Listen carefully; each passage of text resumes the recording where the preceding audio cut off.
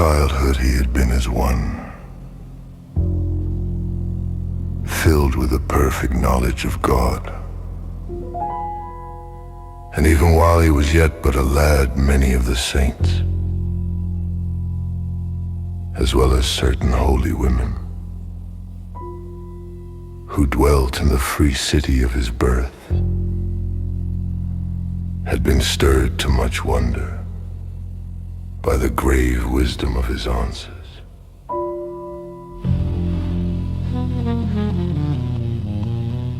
And when his parents had given him the robe and the ring of manhood, he kissed them and left them and went out into the world, that he might speak to the world about God.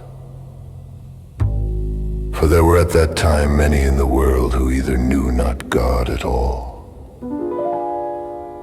or had but an incomplete knowledge of him, or worship the false gods who dwell in groves and have no care of their worshippers. And he set his face to the sun and journeyed, walking without sandals, as he had seen the saints walk, and carrying at his girdle a leathern wallet and a little water bottle of burned clay. And as he walked along the highway, he was full of the joy that comes from the perfect knowledge of God. And he sang praises unto God without ceasing.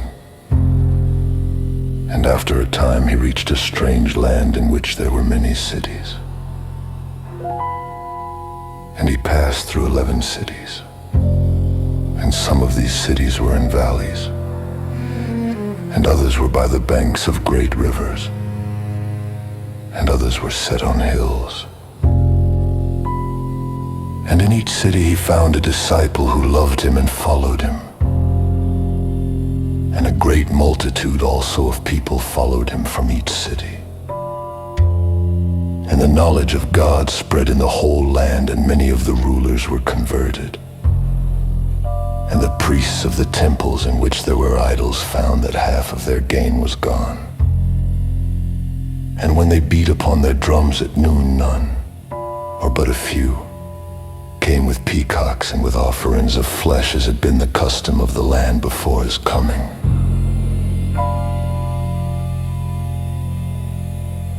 Yet the more the people followed him,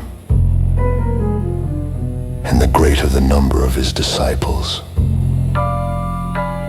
the greater became his sorrow. And he knew not why his sorrow was so great.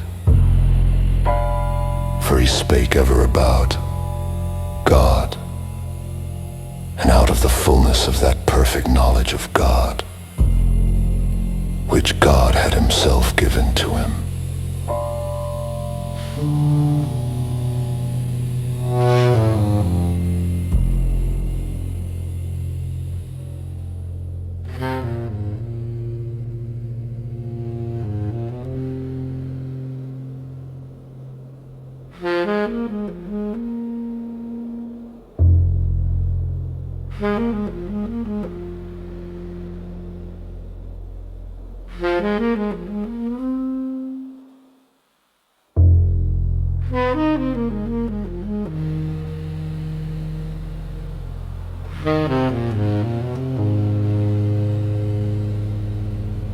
And one evening,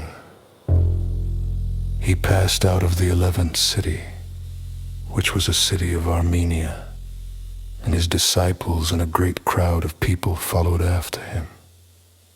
And he went up onto a mountain and sat down on a rock that was on the mountain, and his disciples stood round him, and the multitude knelt in the valley.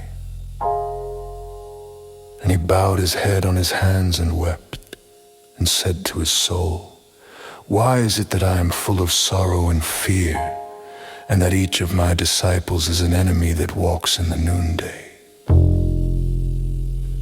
And his soul answered him and said, "God filled thee with the perfect knowledge of himself, and thou hast given this knowledge away to others.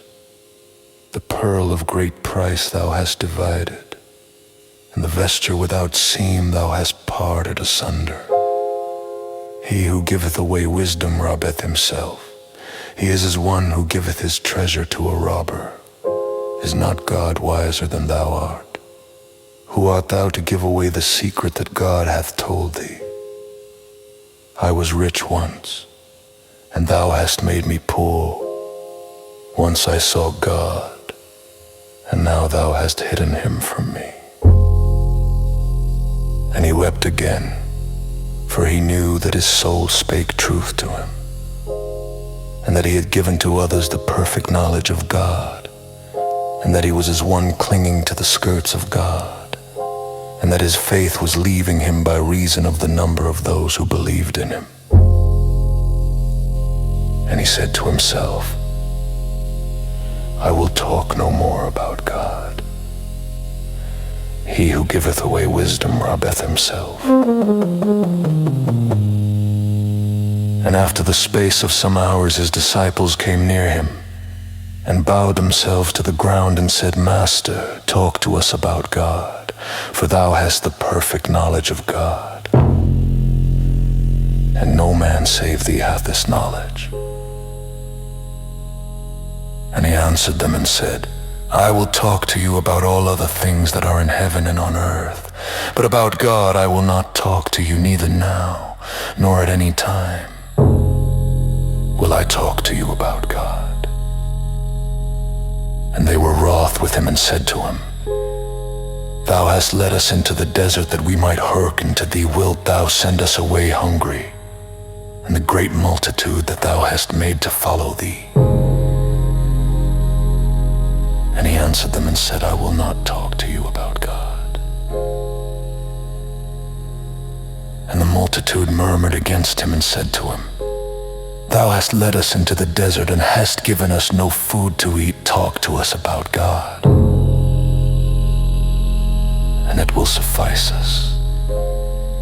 But he answered them not a word, for he knew that if he spake to them about God, he would give away his treasure.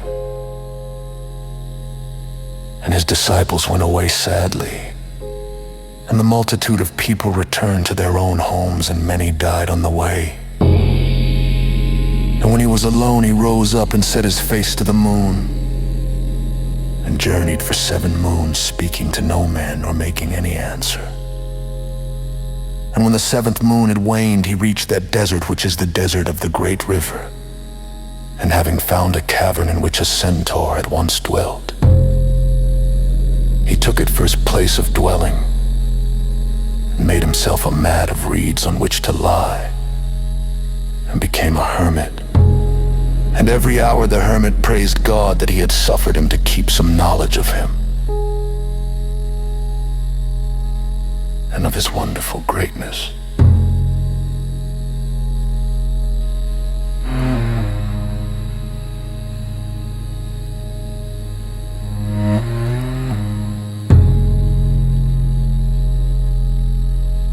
And of his wonderful greatness.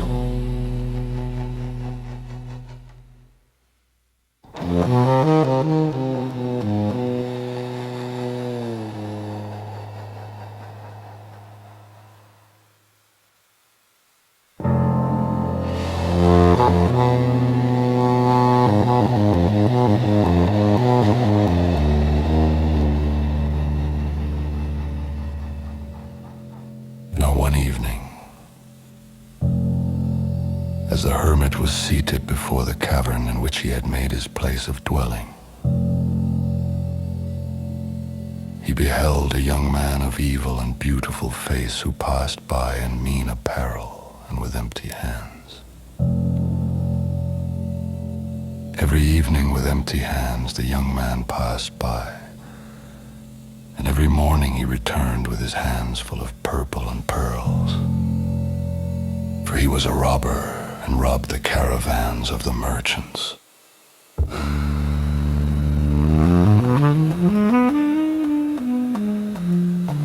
And the hermit looked at him and pitied him, but he spake not a word, for he knew that he who speaks a word loses his faith.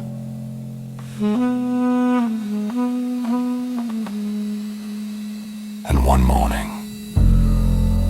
As the young man returned with his hands full of purple and pearls, he stopped and frowned and stamped his foot upon the sand and said to the hermit, "Why do you look at me ever in this manner as I pass by?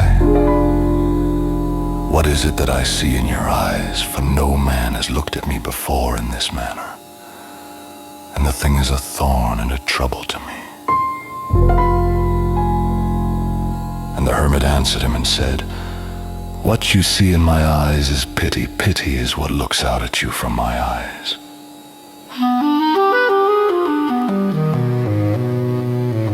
And the young man laughed with scorn and cried to the hermit in a bitter voice and said to him, "I have purple and pearls in my hands, and you have but a mat of reeds on which to lie. What pity should you have for me?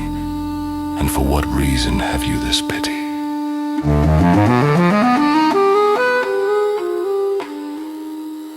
"I have pity for you," said the hermit, "because you have no knowledge of God.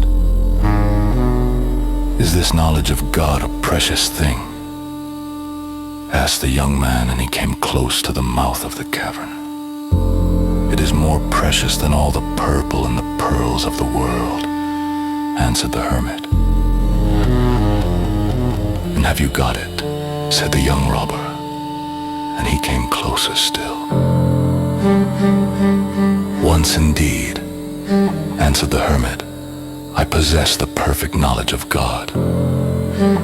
But in my foolishness I parted with it and divided it amongst others. Yet even now is such knowledge as remains to me more precious than purple or pearls." And when the young robber heard this, he threw away the purple and the pearls that he was bearing in his hands, and drawing a sharp sword of curved steel, he said to the hermit, "Give me forthwith this knowledge of God that you possess, or I will surely slay you. Wherefore should I not slay him who has a treasure greater than my treasure?" And the hermit spread out his arms and said, "Were it not better for me to go unto the uttermost courts of God and praise him, than to live in the world and have no knowledge of him? Slay me, if that be your desire, but I will not give away my knowledge of God."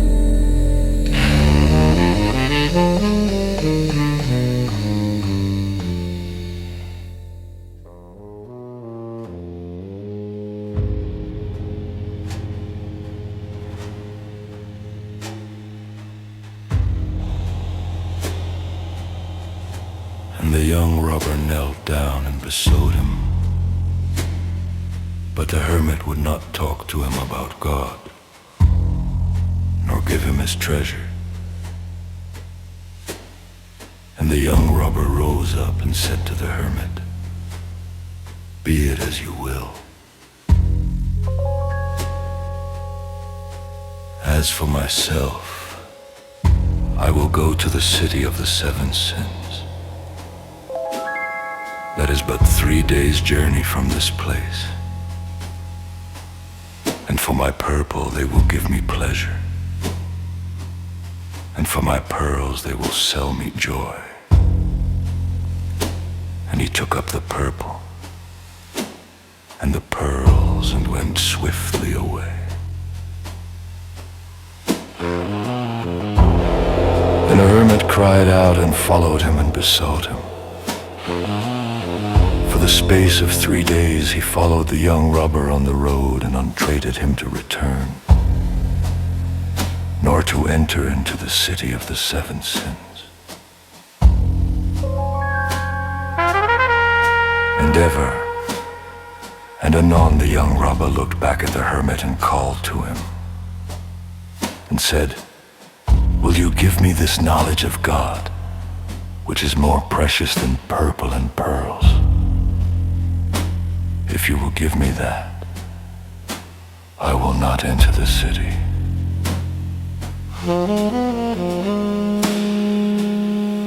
And never did the hermit answer, "All things that I have I will give thee, save that one thing only. For that thing it is not lawful for me to give away." And in the twilight of the third day they came nigh to the great scarlet gates of the city of the seven sins. And from the city there came the sound of much laughter. And the young robber laughed in answer, and sought to knock at the gate. And as he did so, the hermit ran forward and caught him by the skirts of his raiment, and said to him, "Stretch forth your hands and set your arms around my neck, and put your ear close to my lips, and I will give you what remains to me of the knowledge of God." And the young robber stopped.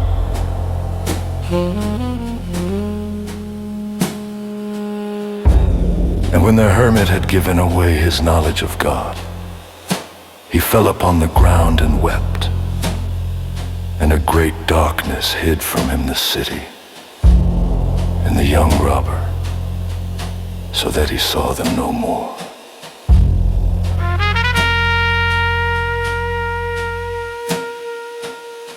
And as he lay there weeping, he was ware of one who was standing beside him. And he who was standing beside him had feet of brass and hair like fine wool. And he raised the hermit up and said to him, "Before this time thou hadst the perfect knowledge of God. Now thou shalt have the perfect love of God. Wherefore art thou weeping?" And he kissed him.